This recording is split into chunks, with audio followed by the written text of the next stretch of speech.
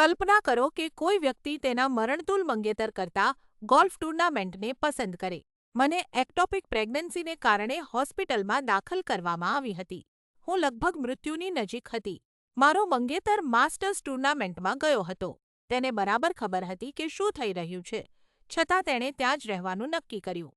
Tournament પૂરી ન થઈ ત્યાં સુધી તે ઘરે પાછો ન આવ્યો. જ્યારે તે આખરે ઘરે આવ્યો ત્યારે તેણે માફી ન માંગી. ઉલટાનું તેણે મને ઠપકો આપ્યો. તેણે મને કહ્યું કે મને એ સમજાતું નથી કે માસ્ટર્સની ટિકિટો મેળવવી કેટલી મુશ્કેલ હોય છે. મેં તે ક્ષણે બધું ખતમ કરી દીધું. 2 વર્ષ પછી હવે તે ફરીથી એક તક માંગે છે. તેણે મારા ફોન પર મેસેજીસનો વરસાદ કરવાનું શરૂ કર્યું અને પછી તે મારી ઓફિસ આવીને મારો પીછો કરવા લાગ્યો. અનધિકૃત પ્રવેશ કરવા બદલ પોલીસને તેને બહાર કાઢવો પડ્યો. અને સૌથી મજેદાર વાત, મને હમણાં જ ખબર પડી કે તેની સગાઈ તો પહેલેથી જ કોઈ બીજી છોકરી સાથે થઈ ગઈ છે. તેને ખૂબ ખૂબ શુભેચ્છા. તેને તેની જરૂર પડશે જ.